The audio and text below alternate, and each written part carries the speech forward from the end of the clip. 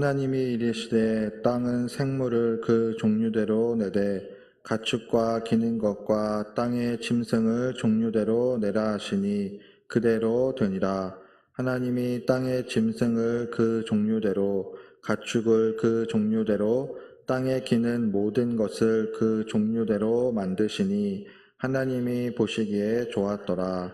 하나님이 이르시되 우리의 형상을 따라 우리의 모양대로 우리가 사람을 만들고 그들로 바다의 물고기와 하늘의 새와 가축과 온 땅과 땅에 기는 모든 것을 다스리게 하자 하시고 하나님이 자기 형상 곧 하나님의 형상대로 사람을 창조하시되 남자와 여자를 창조하시고 하나님이 그들에게 복을 주시며 하나님이 그들에게 이르시되 생육하고 번성하여 땅에 충만하라. 땅을 정복하라. 바다의 물고기와 하늘의 새와 땅에 움직이는 모든 생물을 다스리라 하시니라. 하나님이 이르시되 내가 온 지면에 씨 맺는 모든 채소와 씨 가진 열매 맺는 모든 나무를 너희에게 주노니 너희의 먹을거리가 되리라. 또 땅의 모든 짐승과 하늘의 모든 새와 생명이 있어 땅에 기는 모든 것에게는 내가 모든 푸른 풀을 먹을 거리로 주노라 하시니 그대로 되니라. 하나님이 지으신 그 모든 것을 보시니 보시기에 심히 좋았더라. 저녁이 되고 아침이 되니 이는 여섯째 날이니라. 아멘. 이 시간에는 우리 창조와 사명이라는 제목으로 함께 말씀을 나누고자 합니다. 창의력이란 어떠한 새로운 것들을 만들어내는 그러한 능력을 말합니다. 그래서 아이들이 찰흙이나 진흙으로 새로운 것들을 만들기도 하고 그 모습을 보면은 의외의 모습들을 발견하기도 합니다. 저희 집에 있는 두 딸들도 학교에 가서 그림을 그리거나 어떤 작품을 만들어 오는 것을 보면은 생각보다 너무나도 잘 만들어 와서 놀랄 때가 있기도 합니다. 그만큼 아이들의 이 창의력, 상상력은 무궁무진하기 때문입니다. 어른들이 사용하는 상품이나 물건에도 창의력이 필요합니다. 예를 들어 포스트잇이 있습니다. 원래는 그 종이를 어떤 벽이나 유리에 붙이기 위해서는 일일이 테이프를 뜯어서 붙여야 합니다. 하지만 또 창의력을 발휘해서 그 종이 뒷면에 접착제를 발라서 테이프가 필요 없이 바로 붙일 수 있는 그러한 제품을 발명하기도 하였습니다. 그래서 많은 사람들이 이 포스트잇을 잘 사용하고 있습니다. 여름이 되면 꼭 꺼내는 물건이 있습니다. 뭐가 있습니까? 선풍기. 그래서 선풍기를 꺼내서 틀기도 하고 에어컨을 틀기도 하고 날씨가 덥기 때문에 꼭 바람을 쐬야만 합니다. 근데 이제 아주 어린 그 갓난 아이를 키우는 집에서는 그 날개 있는 선풍기가 위험할 수도 있습니다.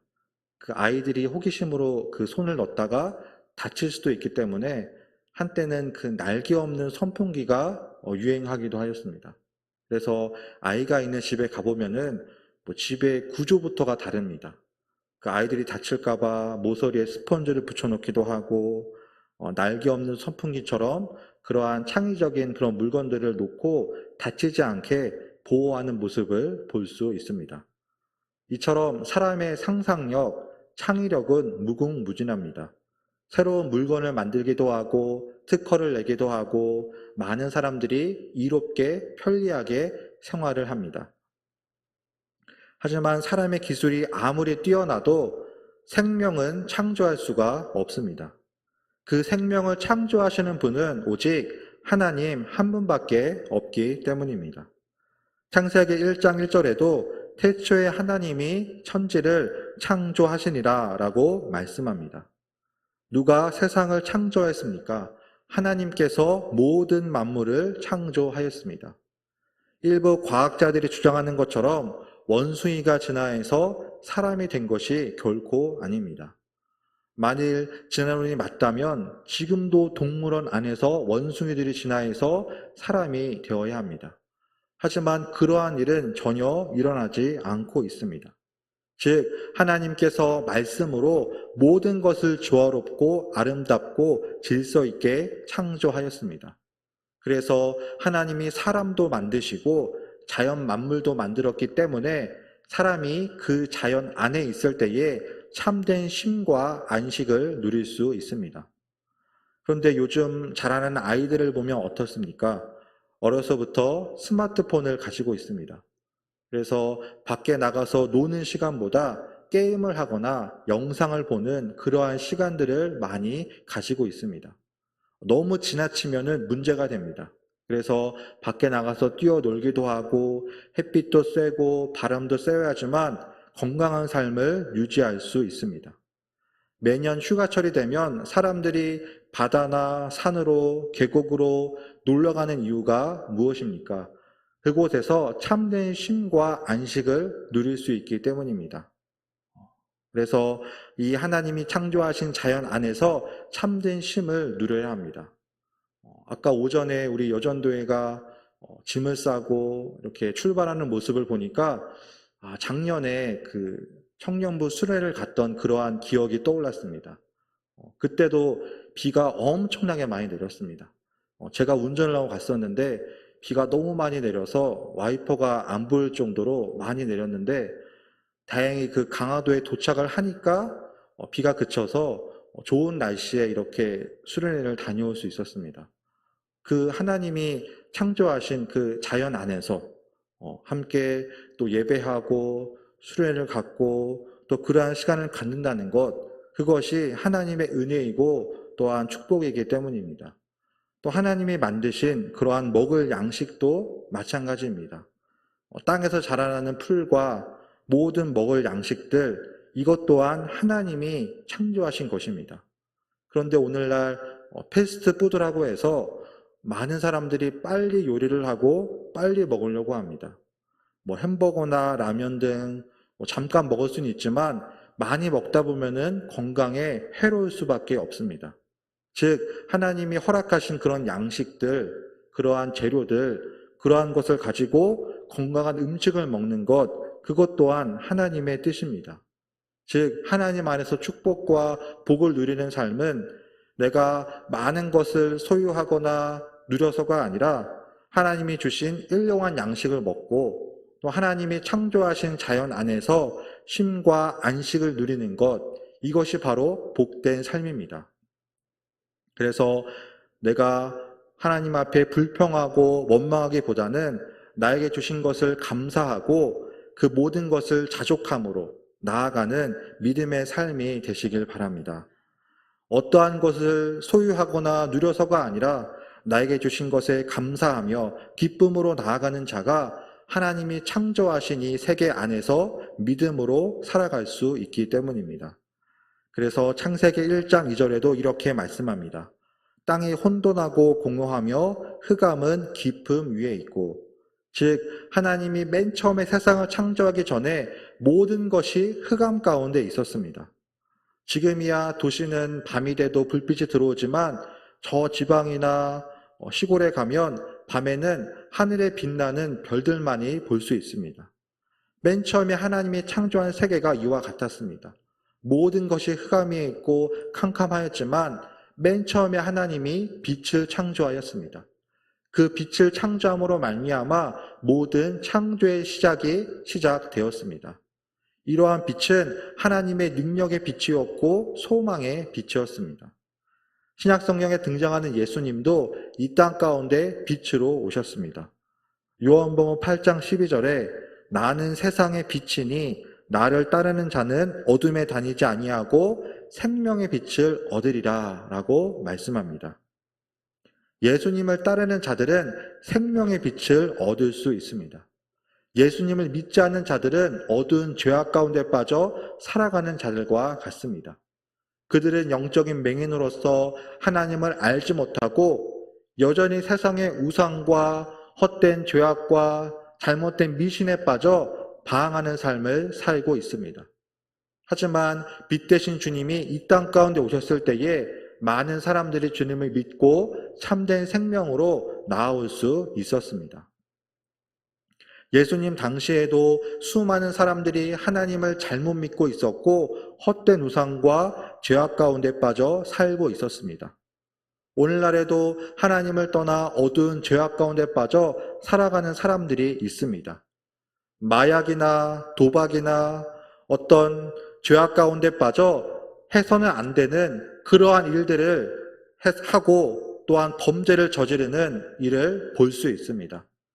폭력과 살인과 사기 등 모든 사람들한테 안정 영향력을 미치는 그러한 죄악된 사회가 되고 말았습니다. 그래서 어떠한 사람은 도박을 끊기 위해 자신의 손을 자르는 사람도 있습니다. 그런데 나중에는 그 사람이 어떻게 하였습니까? 발로 도박을 하는, 화투를 치는 그러한 모습을 볼 수 있습니다. 이처럼 죄악이란 한 번 발을 들여놓기가 어렵지 한 번 들여놓게 되면은 심각한 죄의 수렁에 빠질 수밖에 없습니다. 나의 힘으로 죄악의 수렁에서 빠져나오려고 아무리 애를 써도 빠져나올 수 없는 것이 죄의 유혹이고 죄악의 힘입니다. 그렇기 때문에 주님을 의지해야 합니다. 나의 힘이나 공로가 아니라 십자가에 죽으시고 부활하신 예수님을 의지함으로 말미암아 모든 죄를 회개하고 생명의 빛으로 나아가는 삶이 되시길 바랍니다. 이러한 빛을 창조하신 주님께서는 계속해서 자신의 창조 사역을 이어 나아갔습니다. 하나님은 창조를 하실 때에 아무렇게나 즉흥적으로 세상을 창조하지 않았습니다. 건물을 지을 때에도 설계도가 있는 것처럼 주님께서는 질서 있게 세상을 창조하였습니다. 목적과 쓰임에 맞게 창조하였습니다. 심지어 벌레도 마찬가지입니다. 어떤 사람은 바퀴벌레나 모기를 아무렇지 않게 잡는 사람도 있는데 그 돈벌레도 보기에는 징그럽지만 이제 해로운 곤충들을 잡아먹는 이로운 곤충입니다. 거미도 마찬가지이고 다른 동물이나 식물들도 먹이 사슬에 따라서 자연 그대로 놔둘 때에 온전한 환경을 이룰 수 있습니다. 문제는 사람들이 무분별하게 자연을 훼손하고 개발함으로 말미암아 그 대가를 톡톡히 치르고 있습니다. 조류 인플루엔자도 마찬가지입니다. 그 비좁은 공간에 수백 마리의 닭을 사육하고 먹이를 줌으로 말미암아 바이러스와 질병이 생기게 되었습니다. 그 질병이 사람에게까지 옮기는 그러한 일들이 벌어지고 있습니다. 사람의 욕심으로 말미암아 자연이 훼손되고 창조의 질서가 무너졌기 때문입니다. 이번 주부터 시작된 장마도 마찬가지입니다. 예전에는 거의 일주일, 2주일 내내 비가 내렸다면 요즘 장마는 한꺼번에 많은 비가 쏟아지는 폭우가 내립니다. 왜냐하면 그 바다의 온도가 높아졌기 때문입니다. 사람들이 석유와 석탄을 무분별하게 사용하고 환경을 파괴하니까 대기가 오염되고 지구 온난화가 진행이 되어서 많은 양의 수증기로 말미암아 비가 한꺼번에 쏟아지고 있습니다. 즉 사람들의 자연을 훼손하고 맨 처음에 하나님이 창조한 그 세계가 무너지다 보니 그 대가를 톡톡히 치르고 있는 것입니다. 이러한 것은 사람을 향한 자연의 경고입니다. 그렇다면 아무것도 개발하지 않고 아무 건물도 짓지 않고 그냥 고대 사회로 돌아가야 한다. 그러한 말이 결코 아닙니다. 하나님이 만드신 목적에 따라서 사람이 자신의 사명을 온전히 감당해야 합니다. 하나님은 모든 만물을 다 만드시고 맨 마지막에 사람을 창조하였습니다. 그 이유는 창조한 모든 것을 다스리는 사명을 사람에게 허락하였기 때문입니다. 창세기 1장 28절에도 이렇게 말씀합니다. 생육하고 번성하여 땅에 충만하라. 땅을 정복하라. 바다의 물고기와 하늘의 새와 땅에 움직이는 모든 생물을 다스리라. 아멘. 하나님이 어떠한 사명을 허락하여 주었습니까? 세상의 모든 만물을 다스리라 라는 사명을 허락하여 주었습니다. 억압하거나 훼손하거나 군림하는 것이 아니라 다스리는 것입니다. 사랑으로 다스려야 합니다. 예를 들어 오늘날 집에서 키우던 애완동물을 갑자기 주인이 버리고 폭력으로 때리고 그 시체를 유기하는 그러한 일들이 벌어지고 있습니다. 이것은 결코 하나님의 뜻이 아닙니다. 사랑으로 다스리는 모습도 아닙니다. 다스리는 모습은 그 동물을 위하여서 때로는 보살펴주고 아프면 병원도 가고 또 먹을 것도 챙겨주는 이러한 사랑의 다스림이 진정한 다스림입니다. 예수님도 이 땅 가운데 오셔서 폭력적이고 억압적인 모습을 보여주지 않았습니다. 가난하고 병들고 연약한 자들에게 복음을 증거하고 그들을 사랑으로 인도하여 주었습니다. 또한 예수님은 결코 높아지려고 하지 않았습니다. 마음만 먹으면 자신을 따르는 수많은 무리들로 말미암아 군대를 조직하고 그 당시에 강력한 나라였던 로마에 대항하는 나라를 세울 수도 있었습니다. 심지어 제자들도 예수님을 믿고 따름으로 말미암아 나라의 높은 자리까지 올라가기를 원하였습니다.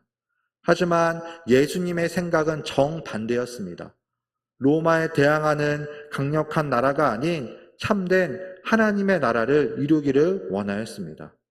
그래서 세상 안에서 사람들이 자연을 파괴하고 훼손하고 무분별하게 개발하는 것이 아니라 예수님의 사랑으로 세상을 잘 다스리고 관리해야 합니다. 바로 그러한 사명을 사람에게 허락하였기 때문입니다. 맨 처음에 아담과 하와를 만드신 것도 생육하고 번성하여 땅에 충만하고 모든 만물을 다스리게 하기 위함이었습니다.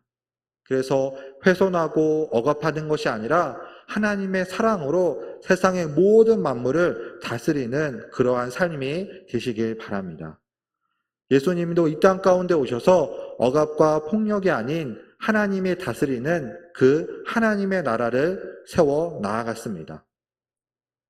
우리 함께 말씀 한번 찾아보겠습니다. 로마서 14장 우리 17절 말씀 함께 읽도록 하겠습니다. 로마서 14장 17절입니다.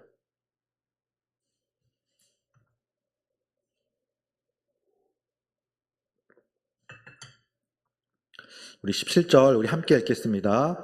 하나님의 나라는 먹는 것과 마시는 것이 아니요 오직 성령 안에 있는 의와 평강과 희락이라. 아멘. 하나님의 나라는 먹는 것과 마시는 것이 아니라 의와 평강과 희락입니다. 즉 영적인 나라입니다. 세상 가운데 수많은 부귀영화를 누리고 나의 욕심과 욕망을 채우기 위해 살아가는 나라가 아니라 하나님 안에서 그 은혜를 누리는 것이 하나님의 나라입니다. 하지만 세상의 나라는 전혀 다릅니다. 세상의 나라는 강한 나라가 약한 나라를 지배하고 통치하는 그러한 구조를 가지고 있습니다. 오늘날에도 크고 작은 전쟁이 세계 곳곳에서 일어나고 있습니다. 러시아와 우크라이나의 전쟁이 끝나지 않고 있습니다. 북한 군인이 참전함으로 말미암아 끝날 것 같았던 전쟁이 3년 넘게 이어지고 있습니다. 최근에 미국과 이란의 전쟁도 마찬가지입니다. 그 호르무즈 해협을 두고 끊임없이 휴전하고 전쟁하고를 반복하고 있습니다. 이처럼 세상의 나라는 억압하고 군림하고 힘이 지배하는 그러한 나라지만 예수님이 다스리는 나라는 하나님의 사랑과 은혜가 넘치는 그러한 나라입니다. 예수님이 다스릴 때에 하나님이 다스릴 때에 진정한 은혜와 사랑이 이 땅 가운데 임할 수 있습니다. 오늘날도 마찬가지입니다. 하나님을 믿는 자들이 세상 가운데에서 믿음으로 살아갈 때에 영적인 하나님의 나라가 온전히 세워질 수 있습니다. 비록 세상은 폭력과 억압과 죄악과 우상이 가득하지만 주를 믿는 자들을 통하여서 이 땅 가운데에 하나님의 나라가 확장되는 줄 믿으시기 바랍니다. 바로 그 하나님 나라 확장을 위하여서 여러분들을 부르시고 하나님의 백성으로 삼아 주셨습니다. 그래서 이 땅 가운데 사는 동안 하나님을 향하여서 믿음으로 나아가는 삶이 되어야 합니다. 고린도전서 6장 19절 말씀에서도 너희 몸은 하나님께로부터 받은 성령의 전이다 라고 말씀합니다. 즉, 이 땅 가운데에서 거룩한 구별된 삶을 살아갈 때에 나의 모습을 통하여서 하나님의 나라가 확장될 수 있습니다. 겉모습이 아닌 마음의 중심이 하나님께로 향해 있어야 합니다. 또한 성령 충만한 믿음의 삶을 살아가야 합니다. 세상 가운데에서 하나님의 영이신 성령이 충만한 삶을 살아갈 때에 어떠한 죄악의 유혹에도 흔들리지 않고 사탄 마귀의 공격에도 믿음으로 승리하는 삶을 살 수 있기 때문입니다. 바로 이러한 삶을 살기 위해서는 먼저 하나님의 형상을 회복하여야 합니다. 그 하나님의 창조의 사역을 감당해야 합니다. 그런데 예전에 배웠던 그 신학교 교수님 중에 한 분은 창조를 과학적으로 증명하려고 하였습니다. 그래서 창조 과학이라고 하여서 하나님이 있지만 그 창조가 과학적인 논리로 진행되었다라는 것을 가르치기도 하였습니다. 바꿔 말하면 하나님의 능력으로 세상을 창조한 것이 아니라 하나님의 힘으로 말미암아 어떤 과학적인 논리로 세상이 창조되었다라는 것을 가르치기도 하였습니다.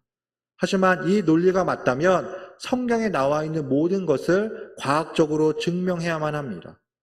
성경 말씀을 보면은 과학적으로 설명되지 않는 것이 너무나도 많이 있습니다. 예수님께서 물 위를 걸으시는 장면이 어떻게 과학적으로 증명이 될 수 있겠습니까? 나병 환자를 고치시고 12회를 혈류증으로 앓는 여인을 고치시는 그 장면, 예수님의 옷자락에 손을 대었는데 병이 고침받는 그 기적은 도저히 과학적으로 설명이 될 수 없는 불가능한 일입니다. 하나님의 그 천지 창조도 마찬가지입니다. 과학적으로 설명이 되지 않지만 그 말씀을 믿음으로 말미암아 모든 성경의 말씀이 하나님의 뜻대로 기록되었습니다. 그 하나님의 창조를 믿는 자들로서 이 땅 가운데 새로운 하나님의 나라를 창조하며 나아가는 삶이 되시길 바랍니다. 내가 속한 가정 안에서도 창조의 사역을 감당할 수 있습니다. 가정 안에서도 가족들에게, 자녀들에게 하나님의 말씀을 가르치고 함께 기도함으로 말미암아 하나님이 다스리는 그러한 가정이 될 수 있습니다. 사회 안에서도, 나의 일터 안에서도 내가 믿음으로 살아갈 때에 어떤 세상의 폭력과 비리와 사기와 범죄가 아닌 하나님의 사랑과 정직과 공의가 충만한 그러한 하나님의 다스리심이 있는 세상이 될 수 있습니다. 즉 세상의 논리가 아닌 하나님의 다스리고 통치하는 하나님의 나라가 될 수 있습니다. 그런데 어떤 분들은 먹고 살기도 바쁜데, 그리고 나의 믿음이 그 정도로 뛰어나지 않는데 어떻게 하나님의 나라가 이 땅 가운데 임할 수 있습니까? 라고 질문을 하기도 합니다. 하지만 하나님 앞에 완벽한 사람은 아무도 없습니다. 성경에 등장하는 다윗도 실수하고 넘어졌습니다.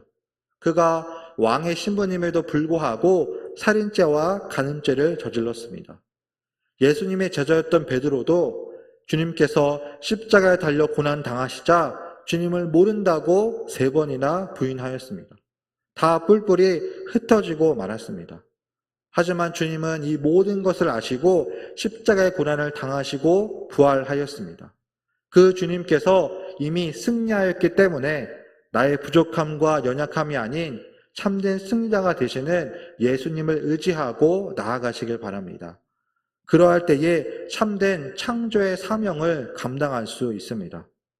먼저 나의 모든 죄를 회개하고 하나님의 형상을 회복하시길 바랍니다. 그러함으로 말미암아 하나님의 창조 사역을 감당하는 삶이 되시길 바랍니다. 나에게 맡겨진 사명을 믿음으로 감당하고 그로 말미암아 이 땅 가운데 하나님 나라 확장을 위하여서 쓰임받는 모두가 다 되시길 주님의 이름으로 축복합니다. 기도하시겠습니다.